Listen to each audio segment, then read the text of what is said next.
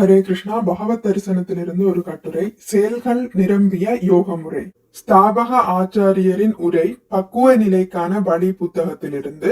வழங்கியவர் தெய்வ திரு ஆனாச்சான பக்திவேதாந்த சுவாமி ஸ்ரீல பிரபுபாதா அவர்கள். யோகம் என்றால் அமைதியாக அமர்ந்திருத்தல் என்று பலரும் நினைக்கின்றனர்.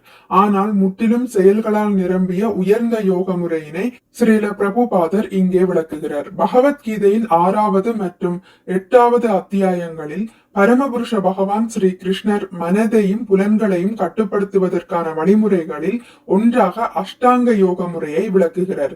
அதே சமயத்தில் இந்த வழிமுறையினை பின்பற்றுதல் மக்களுக்கு, அதிலும் குறிப்பாக அறியாமையும் குழப்பமும் நிறைந்த இந்த கலியுக மக்களுக்கு மிகவும் கடினமானதாகும். கிருஷ்ணரின் திருப்திக்காக செயல்படுதல். பகவத்கீதையின் 6வது அத்தியாயத்தில் இந்த அஷ்டாங்க யோக முறை பரிந்துரைக்கப்பட்டுள்ளது என்ற போதிலும் கிருஷ்ண உணர்வில் செயல்படுவதே சிறந்தது என்று பகவான் ஸ்ரீ கிருஷ்ணரே வலியுறுத்துகிறார்.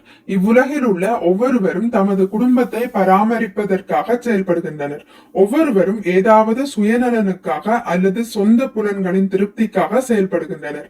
அந்த ஆசைகள் குறுகிய நோக்குடன் இருக்கலாம் அல்லது பரந்த நோக்குடன் இருக்கலாம். ஆயினும் செயலின் பலன்களில் பற்றின்றி கிருஷ்ண உணர்வில் செயல்படுவதே பக்குவமான செயல்பாடாகும்.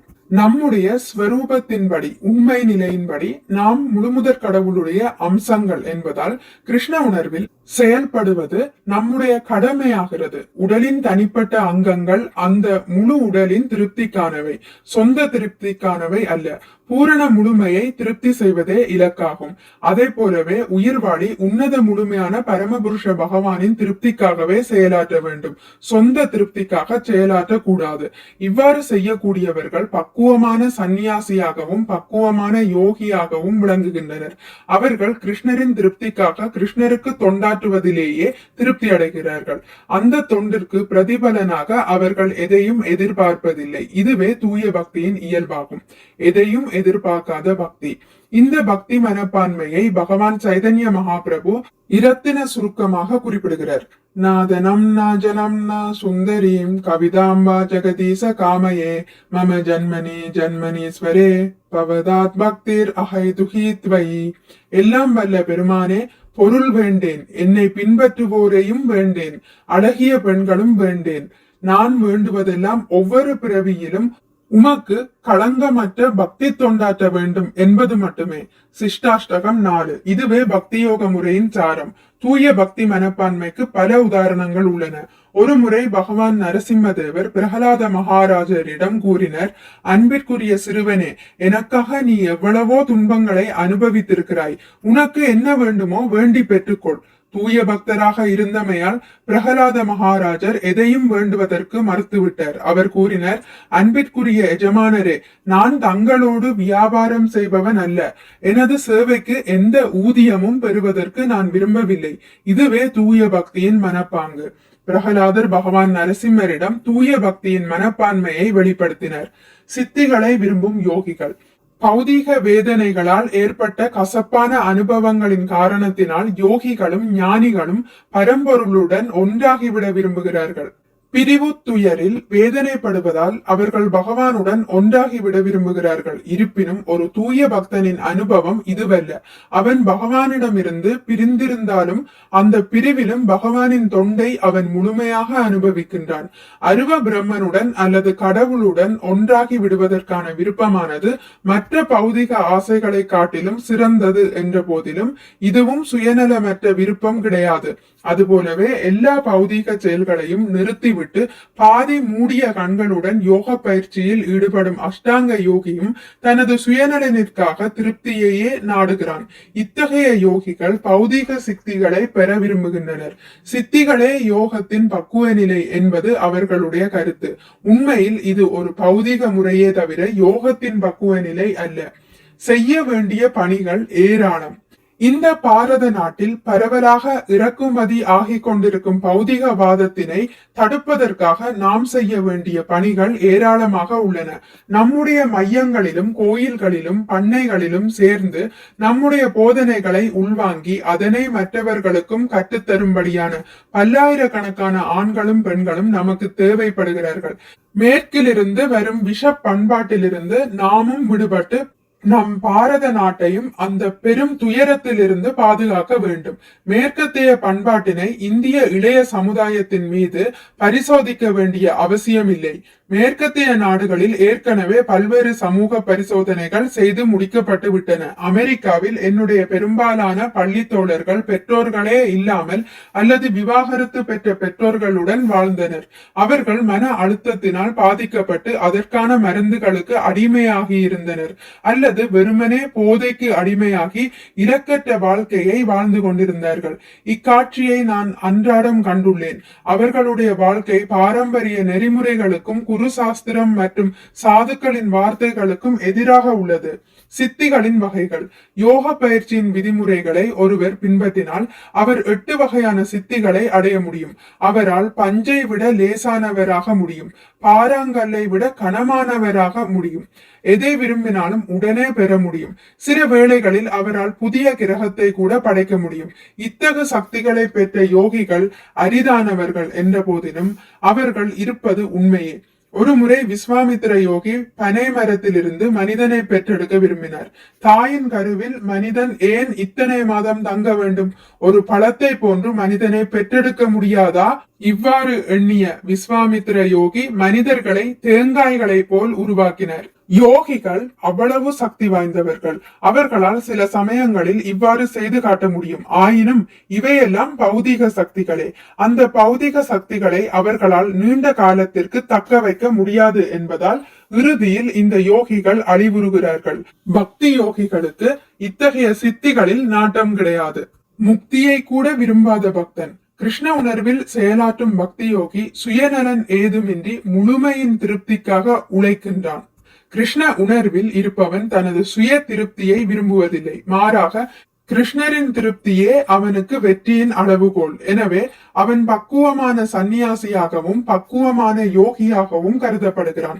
தூய பக்தன் முக்தியை கூட நாடுவதில்லை. முக்தியை விரும்புவோர் மறுபிறவியிலிருந்து தப்பிக்க வழி தேடுகிறார்கள். சூன்யத்தை நம்புபவர்களும் ஜட வாழ்விற்கு முழுமையாக முற்றுப்புள்ளி வைக்க விரும்புகிறார்கள். இருப்பினும் சைதன்ய மகாபிரபுவோ பிறவிதோறும் பகவான் கிருஷ்ணருக்கு பக்தி தொண்டாற்றும் வாய்ப்பை மட்டுமே வேண்டுகிறார். வேறு விதமாக கூறினால் சைதன்ய மகாபிரபு மீண்டும் மீண்டும் பிறவி எடுத்து பௌதிக துன்பங்களை அனுபவிப்பதற்கும் தயாராக இருந்தார். அப்படியெனில் சைதன்ய மகாபிரபு என்னதான் விரும்பினார்? அவர் கடவுளின் சேவையில் ஈடுபட மட்டுமே விரும்பினார். வேறு எதையும் விரும்பவில்லை. ஏனெனில் அதுவே யோகத்தின் உண்மையான பக்குவ நிலை. அனைத்தையும் ஆன்மீகமாக்குதல். இவ்வுலகில் உள்ள ஒவ்வொருவரும் முழுமையான கிருஷ்ண உணர்வில் ஈடுபட்டு புலனுகர்ச்சிக்காக செயல்படுவதை நிறுத்திவிட்டால் இந்த முழு உலகமும் உடனடியாக ஆன்மீகமாகிவிடும். எனவே கிருஷ்ணரின் திருப்திக்காக எவ்வாறு செயலாற்றுவது என்பதை கற்றுக்கொள்ள வேண்டிய அவசியமாகும். இதை புரிந்து கொள்ள சிறிது காலம் தேவை. ஏதேனும் ஒன்று கிருஷ்ணரின் திருப்திக்காக பயன்படுத்தப்பட்டால் அப்போது அது ஆன்மீகமாகிறது. நாங்கள் ஒலிபெருக்கி, தட்டச்சு முதலிய கருவிகளை கிருஷ்ணரை பற்றி பேசுவதற்காகவும் கிருஷ்ணரை பற்றி எழுதுவதற்காகவும் பயன்படுத்துவதால் அவை ஆன்மீக தன்மையை பெற்றுள்ளன. பிரசாதத்திற்கும் சாதாரண உணவிற்கும் என்ன வேற்றுமை? அது என்ன பிரசாதம்? நாங்கள் சாதாரண உணவை உண்கிறோம். நீங்கள் அதனை ஏன் பிரசாதம் என்று அழைக்கிறீர் என்று சிலர் வினவலாம். இந்த உணவு கிருஷ்ணரின் திருப்திக்காக அர்ப்பணிக்கப்பட்டு ஆன்மீக தன்மையை பெற்றுள்ளதால் பிரசாதம் என்று அறியப்படுகிறது. அனைத்தும் கிருஷ்ணருக்கே. தொண்டாற்றுதல் என்று நாம் கூறும்போது செயல்களில் ஈடுபடுவதை குறிப்பிடுகின்றோம். யாரேனும் ஒருவருக்கு தொண்டாற்றும் போது நாம் சில செயல்களில் ஈடுபடுகிறோம். நாம் கிருஷ்ணருக்கு தொண்டாற்றும் போது கிருஷ்ண உணர்வை பிரச்சாரம் செய்தல், சமைத்தல், கோயிலை தூய்மை செய்தல், கிருஷ்ணரை பற்றிய புத்தகங்களை விநியோகம் செய்தல், கிருஷ்ணரை பற்றி எழுதுதல், கிருஷ்ணருக்கு நைவேத்தியம் செய்வதற்காக மளிகை பொருட்களை வாங்குதல் முதலிய செயல்களில் ஈடுபடுகிறோம். தொண்டாற்றுவதற்கு பல்வேறு வழிகள் உள்ளன. கிருஷ்ணருக்கு உதவுதல் என்றால் கிருஷ்ணருக்காக செயல்படுதல் என்று பொருள். இது ஏதேனும் ஓரிடத்தில் அமைதியாக அமர்ந்து கொண்டு செயற்கையாக தியானம் செய்வது அல்ல. கிருஷ்ண உணர்வு என்றால் அங்கே நிச்சயம் செயல்பாடுகள் உண்டு. நம்மிடம் இருக்கும் சொத்துக்கள் அனைத்தும் கிருஷ்ணருக்காக பயன்படுத்தப்பட வேண்டும். இதுவே பக்தி யோகத்தின் வழிமுறையாகும். கிருஷ்ணர் நமக்கு மனதை வழங்கியுள்ளார். நாம் இந்த மனதை கிருஷ்ணரை பற்றி சிந்திப்பதில் பயன்படுத்த வேண்டும். நமக்கு இந்த கைகள் வழங்கப்பட்டுள்ளன. இவற்றை நாம் கோயிலை தூய்மை செய்வதற்காக அல்லது கிருஷ்ணருக்காக சமைப்பதில் ஈடுபடுத்த வேண்டும். நமக்கு கால்கள் கொடுக்கப்பட்டுள்ளன. இவற்றை கிருஷ்ணருடைய கோயிலுக்கு செல்வதற்காக பயன்படுத்த வேண்டும். நமக்கு மூக்கு வழங்கப்பட்டுள்ளது. இதனை கிருஷ்ணருக்கு அர்ப்பணிக்கப்பட்ட மலர்களை நுகர்வதற்காக பயன்படுத்த வேண்டும். பக்தி யோக வழிமுறையின் மூலமாக இவ்வாறு எல்லா புலன்களையும் நாம் கிருஷ்ணரின் தொண்டில் ஈடுபடுத்துகிறோம். இவ்வழியில் புலன்கள் ஆன்மீகமயம் ஆக்கப்படுகின்றன. இந்த புகைப்படத்தில் ஓவியம் வரைவதன் மூலமாக பகவானுக்கு ஒரு பக்தர் சேவை செய்கிறார். அபத்தமான செயல்களை நிறுத்துதல். பகவத்கீதையில் அர்ஜுனன் செயல்படுவதற்கு மறுப்பு தெரிவித்தான். ஆனால் செயல்களில் ஈடுபடும்படி கிருஷ்ணர் அவனை தூண்டினார். மொத்த பகவத்கீதையும் செயல்படுவதற்கான தூண்டுதலே. கிருஷ்ணரின் சார்பாக கிருஷ்ண உணர்வில் செயல்படுவதற்கான தூண்டுதலே. அன்புள்ள நண்பன் அர்ஜுனனே, இந்த போரை பற்றி பொருட்படுத்த வேண்டாம். அமைதியாக அமர்ந்து என் மீது தியானம் செய் என்று கிருஷ்ணர் ஒருபோதும் அர்ஜுனனிடம் கூறவில்லை. இது பகவத்கீதையின் செய்தி அல்ல. நாம் எல்லா செயல்களிலிருந்தும் விலகி இருக்க கூடாது. மாறாக நம்முடைய கிருஷ்ண உணர்விற்கு தடையாக இருக்கும் செயல்களிலிருந்து மட்டும் விலகி இருக்க வேண்டும். தியானம் என்றால் எல்லா அபத்தமான செயல்களையும் நிறுத்தி விடுதல் என்று பொருள். கிருஷ்ண உணர்வில் முன்னேறியவர்கள் கிருஷ்ணருக்காக இடையறாது செயல்படுகின்றனர். ஒரு தாய் தன்னுடைய குறும்புக்கார குழந்தையிடம் மட்டுமே அமைதியாக உட்கார், எதுவும் செய்ய வேண்டாம் என்று கூறுகிறாள். குழந்தை தனது அன்னைக்கு தொந்தரவை தவிர வேறு எதையும் செய்யாத பட்சத்தில் அம்மா கூறுகிறாள், அன்புள்ள குழந்தையே, இங்கேயே அமர்ந்தபடி அமைதியாக இரு. ஆயினும் அந்த குழந்தையினால் ஏதேனும் நல்ல காரியத்தினை செய்ய முடியுமெனில் அம்மா கூறுவாள், அன்புள்ள குழந்தையே, இதை செய்வதற்கு எனக்கு உதவுகிறாயா? அங்கு சென்று இந்த காரியத்தை செய்கிறாயா? ஒரே இடத்தில் அமைதியாக அமர்தல் என்பது நல்ல காரியங்களை செய்ய இயலாதவர்களுக்கு உரித்தானதாகும். ஒரு குழந்தை ஒரே இடத்தில் அமர்ந்திருக்கும் போது அவன் எந்த விஷயமும் செய்வதில்லை. அமைதியாக அமருதல் என்றால் அபத்தங்களை புறக்கணிப்பதாகும், நல்ல செயல்களை செய்வதல்ல. ஆக்கப்பூர்வமான செயல்களை செய்தல். செயல்களை புறக்கணித்தல் என்பது உயிரோட்டமற்ற நிலையாகும். ஆக்கப்பூர்வமான செயல்களில் உயிரோட்டம் உள்ளது. ஆக்கப்பூர்வமான செயலே பகவத்கீதையின் செய்தியாகும். இதை செய்யாதே என்று கூறுவது ஆன்மீக வாழ்க்கை அல்ல, இதை செய் என்று கூறுவதே ஆன்மீக வாழ்க்கையாகும். முறையாக செயல்படும் பொருட்டு நீங்கள் செய்யக்கூடாத செயல் என்று சில செயல்கள் உள்ளன. எனவே சில செயல்கள் தடை செய்யப்பட்டிருக்கின்றன. இருப்பினும் மொத்த பகவத்கீதையும் செய் என்று கூறுகிறது. எனக்காக போரிடுவாயாக என்று கிருஷ்ணர் கூறுகிறார். பகவத்கீதையின் தொடக்கத்தில் நான் போரிட மாட்டேன் என்று கிருஷ்ணரிடம் அர்ஜுனன் கூறிய போது ஸ்ரீ கிருஷ்ணர் கூறினார், குதஸ்த்வா கஸ்மலம் இதம் விஷமே சமுபஸ்திதம் அனார்யுஷ்டம் அஸ்வர்க்கியம் அகீர்த்திகரம் அர்ஜுன. அன்புள்ள அர்ஜுனனே, உன்னிடம் இது போன்ற களங்கங்கள் எங்கிருந்து வந்தன? வாழ்வின் மதிப்பை அறிந்த மனிதனுக்கு இவை தகுதியற்றவை. இவை மேலுலகங்களுக்கு கொண்டு செல்வதில்லை, அவமானத்தையே கொடுக்கின்றன. பகவத்கீதை 2.2. அர்ஜுனன் ஆன்மீக வாழ்வின் முக்கியத்துவத்தை அறியாதவனை போல பேசுகிறான். வெறுமனே அமர வேண்டாம். கிருஷ்ண உணர்வு என்றால் அமைதியாக அமர்ந்திருப்பதில்லை. கிருஷ்ணரே கூட வெறுமனே அமர்ந்திருப்பதில்லை. அவருடைய எல்லா லீலைகளும் செயல்களால் நிரம்பியுள்ளன. கிருஷ்ணர் எப்போதும் ஆடுதல், உண்ணுதல், அனுபவித்தல் முதலிய செயல்களில் ஈடுபட்டிருப்பதை ஆன்மீக உலகிற்கு செல்லும் போது நாம் காண்போம். அவர் தியானம் செய்வதற்காக அமர்வதில்லை. கோபியர்கள் தியானம் செய்ததாக ஏதேனும் சம்பவங்கள் இருக்கின்றனவா? சைதன்ய மகாபிரபு தியானத்திற்காக அமர்ந்தாரா? இல்லை. அவர் எப்போதும் ஆடிக்கொண்டும் ஹரே கிருஷ்ணா மந்திரத்தை உச்சரித்துக் கொண்டும் இருந்தார். ஆன்மீக ஆத்மா இயல்பாகவே செயல்பாடுகள் கொண்டதாகும். நம்மால் அமைதியாக அமர்ந்து எதையும் செய்யாமல் எவ்வாறு இருக்க முடியும்? அது சாத்தியமல்ல. எனவே பகவத்கீதையின் 6வது அத்தியாயத்தில் அஷ்டாங்க யோக முறையினை ஸ்ரீ கிருஷ்ணர் எடுத்துரைத்த பின்னர் அர்ஜுனன் வெளிப்படையாக கூறினான், யோயம் யோகஸ்த்வயா ப்ரோக்த ஷாம்யேன மதுசூதனா ஏதஸ்யாஹம் ந பஸ்யாமி சஞ்சலத்வாத் ஸ்திதிம் ஸ்திராம்.